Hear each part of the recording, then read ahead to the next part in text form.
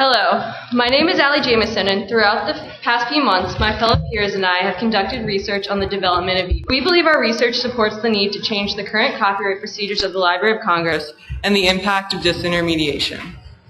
To begin, Alexa and I are going to discuss the Library of Congress and copyright law. So, as for a little history, the Library of Congress was established in 1800s by President John Adams, but was burnt down in 1814 by the British, and so Jefferson offered his personal library to stand as a replacement. Jefferson believed in universality and that all subjects are important to the Library of American Literature, which helped to create a foundation for a great national library.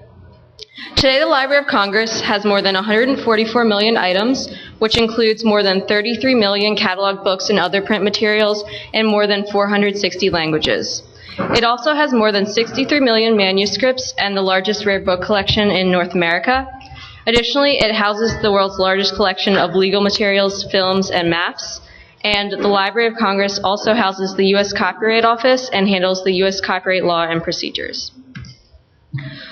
In Article 1, Section 8 of the Constitution, Congress grants authors the exclusive right to their own respective writings and discoveries.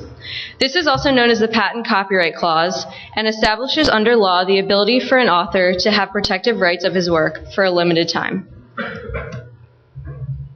In relation to this clause is the First Amendment, in which it states, Congress shall make no law abridging the freedom of speech or of the press. This creates a legal and economic foundation for copyright law and allows authors to exploit and utilize their book. Under U.S. copyright law, protection of original works of authorship is given to both published and unpublished works.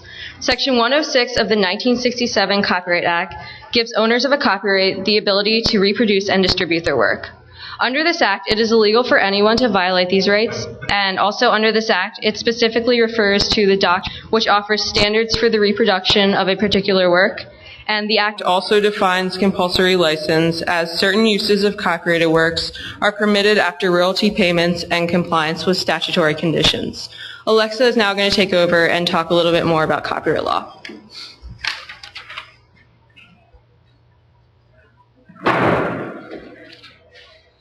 Thank you, Allie. Books published before 1923 are in the public domain, and ownership does not give the possessor copyright. Works are copyrighted up until 70 years after the author's death. But before then, no one may copy, distribute, create works, perform, sell, or assign the works without the author's permission. The best edition of a work receives the copyright, which is determined by a criterion-by-criterion comparison. In regards to the copyright registration procedure, there are three main steps. First, you need to complete an application form depending on the type of literary work you're applying for. Then you file a non-refundable filing fee. If you apply online, it's $35, and if you apply through the mail, it is $50. Lastly, you send in a non-returnable deposit, usually 1 copy if the work is unpublished and 2 copies if the work is going to be published. In a quote by Clayton Christensen, he says, "In the near future, Internet appliances may become disruptive technologies to suppliers of personal computer hardware and software." This basically means that today there is a problem because the existing copyright law is geared toward the submission of printed books. So, this leads us to ask the question, should the copyright be changed to adhere to e-books and other digital platforms? In order to answer this question, we must first talk about current e-book and e-reader market research.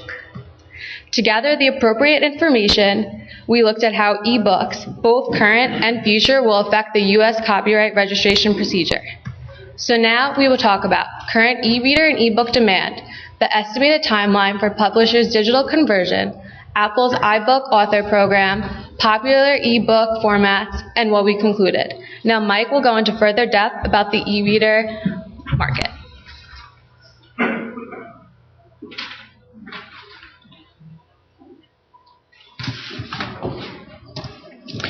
E-readers in the U.S. are projected to increase 300% by 2015, totaling 60 million units annually.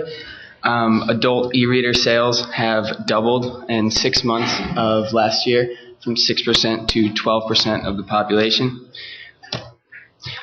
Females own the majority of e-readers currently, totaling 61%, and males 39%. The two age cohorts that own the greatest number of e-readers are between the ages of 25 and 34 and 45 to 54. As for e-books, they're projected to increase 180%, totaling 2.8 billion books. And year-to-date sales last December were up 117.3%, totaling $969.9 million. 68% of current ebook readers said to, in a global ebook market research report, that they will increase their spending this month, which implies a seasonality in the ebook market, gearing up for summer. Using this data, we reached our first conclusion, which is that consumer demand for both ebooks and e-readers is soaring, and in order to meet this demand, publishers will start releasing more ebooks and printing less physical books, just because the costs are too high and there's no cost to releasing books. This begged the question, when will publishers actually stop printing physical books? We were lucky to have the help of Professor Greco and Professor Wharton using their models. We looked at the three most popular types of books for our research, which were college textbooks, K through 12 textbooks, and trade books. And here's a graphical representation of the data that was explained earlier. But as you can see, between 2013 and 2014, digital sales will intercept print sales. And between 2014 to 2015, most publishers will find it not profitable to continue publication or printing of physical books. For K through 12 textbooks, the growth is much slower, in part because of the complexity to use the e-reader devices, and the interfaces aren't quite child-friendly. But inevitably, these two lines will intersect, and that time we estimate to be between 2017 to 2020. And for trade books, in 2014, digital sales will intercept print sales, and most likely between 2015 to 2016, the difference will become so big that most publishers will stop or consider stopping printing physical books because the costs, again, are just too high.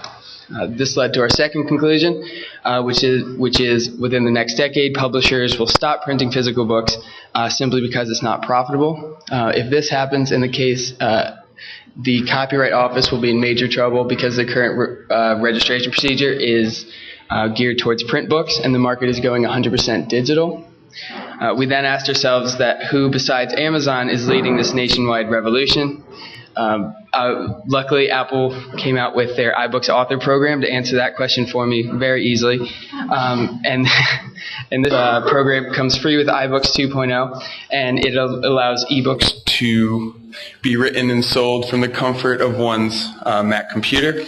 And to exemplify how easy it's becoming to write an ebook, I picked this magazine up at Barnes & Noble at Union Station, and it's a 7-step guide to create your first book, and then a second guide to how to market and sell your book, all alone without the use of any publisher. And if this program's not regulated, it could trigger an increase in purely digital copyright requests through the Library of Congress and the Copyright Registration Office. Again, as we keep mentioning, this is going to pose a huge problem for the current procedure that they have. This leads to the question, how, if not in print, will authors submit a copyright request? And in order to answer this question, we looked at the most popular ebook formats, as it's already been mentioned today, but we narrowed it down to the three most popular types, which currently are the Kindle format, EPUB format, and PDF formats. And this poses to the Library of Congress and the Copyright Office another huge problem, in that they may not be able to read these documents in the future if there's not a Rosetta Stone type of software to crack the code to ensure future readability. After answering these questions in the market research side of our research, we came up with two major problems that the Library of Congress and the Copyright Office have. The first is that their current registration procedure is designed for print, and the market is going 100% digital. And there's no standard ebook format to ensure future readability. The solutions to these problems are very simple. The first is to update their copyright procedure, and the second would be to require a standard ebook format to ensure future readability and also to preserve the works of upcoming authors. Now, Drew is going to talk about the IT and finance aspect of the research we've been doing. So yeah, we looked at also not only how they could handle these ebooks, but how they're going to store them. We looked at the database and what it would take to set that up. So we looked at that from an IT perspective as well as an accounting perspective. And I mean, we've talked about it several times today, but currently the industry is undergoing this change and they need to prepare for it. I'll breeze over this as well. Obviously, Apple kind of got the ball rolling with this, and now the library needs to prepare. They need to put this database in place. And it's something that Professor Brown mentioned as well. A lot of publishers likewise lack this database. So it's something that we definitely need to consider. And with budget cuts happening like they did in the fiscal year 13, we kind of want to know how is this possible and what can they do to do it. So we looked at a few different things. We looked at building an in-house database as well as going to the cloud. We determined that the cloud was the best way to go. According to Boker, there's 3 million books published in the United States in 2010, and the Copyright Office can process only 680,000. So they definitely need to change something there, as Mike said. What that change needs to be, whether it needs to go to a digital system or who's going to approve that, something needs to be done. But the actual storage of the books, we looked at two things. We looked at incoming books as well as the current library. And so to store the current library, obviously a lot of that stuff is not in digital print. So we looked at the Cavis 2 machine, which is just a book scanning machine that converts the book into a text format. It's not 100% accurate, and you get those broken manuscripts sometimes, but it could get the job done and store this stuff in the digital format so that the whole library is available. To do that, to store just the text only, like the raw text file, you would only need roughly 455 terabytes of information, which isn't an astronomically huge number. It's not a lot of data, but to store other things such as maps and pictures within the books, you would need another 2,000 terabytes. And 2,500 terabytes-ish isn't a ton of memory. It's about 1.5 million iPads to kind of put it in perspective, but it's very doable to build a data warehouse to do this. The problem comes in the future and predicting how big ebooks will be in the coming years. We've touched on it today that they'll become more and more interactive with pictures that move, and as those files get larger and larger and storage gets cheaper and cheaper, publishers may choose to take advantage of that, but it kind of begs the question, if the library builds the system, it's going to be outdated in the next 5 years. So that's kind of why we wanted to go to the cloud. It's scalable. So Amazon actually has a Gov Cloud that they could use. It's a variable costed cloud. Once it's up there, it's there.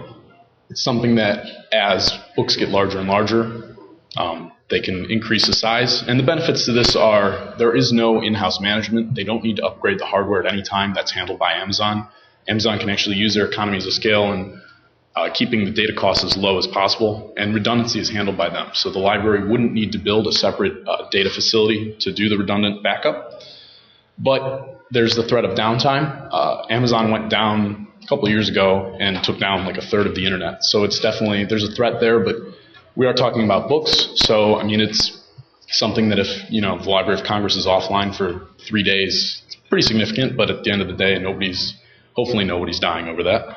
The physical lack of control over the hardware, security kind of remains an issue, and just the possibility of lost data. If Amazon were to go out of business, it's easy to upload stuff to the cloud trickle by trickle, but when you go to download 2,500 terabytes of information, you're talking about a lot of data, and that's just not feasible. So the advantages of an in-house data storage, though, when you'd have that direct access to the data, you'd have that security and the accessibility, but it's extremely expensive to implement.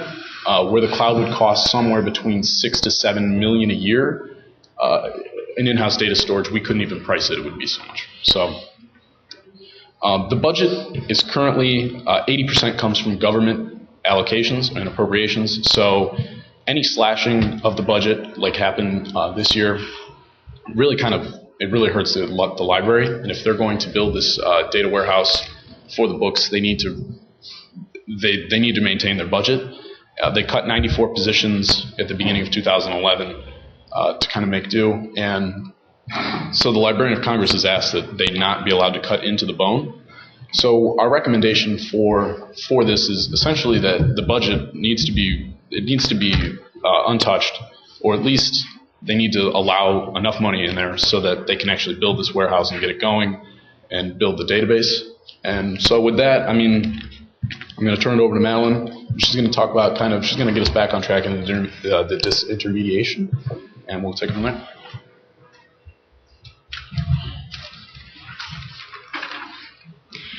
So what I'm going to do is briefly give another overview of disintermediation, what it is, remind you guys of what it is, and then I'll explain its presence in other industries, not just the publishing industry. And lastly, I'll provide an example illustrating how disintermediation could be unbeneficial to small scholarly publishing companies. Disintermediation, by definition, is removal of the middleman or an intermediary. And in publishing terms, the author will sell directly to the reader rather than going through a publishing company, which is the intermediary in this case. So in other industries, such as the movie rental industry, now the need for movie rental stores such as Blockbuster by sending films directly to people's homes. And in the retail industry, Amazon has removed the need for actual retail stores by sending items right to people's homes. So this is a flowchart showing the traditional print-oriented publishing process, which starts where the author is signed to write a book. The author obviously writes the book, it's published and sent out to bookstores and other channels of distribution, and the author gets paid by royalty payments from the publisher. So under this scenario, this shows the profits that an author makes based on this original system, and we're assuming that the author does not have tenure and needs another book, or the author is a researcher who needs another research grant. And given these financial circumstances, the author will net $900 and get tenure or promotion or another research grant. Under this second scenario, we're assuming the same conditions and under the same financial circumstances, but this will take disintermediation into consideration, and there is no publishing company, and the author will net $3,147, which is much more than the original $900 with the use of a publishing company. And in theory, the price of the book will retail for $14.99 as opposed to the original $60 from the last example, and will theoretically sell more copies because of the lesser price. So according to the author, this is much more beneficial for them. So given this information, we've discovered 12 questions that are labeled A through L that must be answered by scholarly publishing editors and publishers. The first question has to do with what will happen to university press and commercial scholarly publishers if they lose 1% annual net revenue to authors using the iBook store. And we decided that university press is not sustainable to incur a 1% annual loss caused by disintermediation, and large commercial scholarly publishers can decline, but small ones cannot sustain this loss. These are more questions that need to be considered, and some of the important ones are: what will be the impact of disintermediation on bookstores? Also, will scholarly publishers be forced to increase book prices to compensate for revenue loss? Will universities reevaluate support for university presses in light of the decline in net revenues? Will commercial, scholarly, and professional publishers have to adopt the agency model? And will the iBook store and agency model be good or bad for scholarship? While concrete answers to these questions are elusive, one fact is known, and this is that the scholarly publishing landscape has certainly changed. But a big question is, has it changed for the better?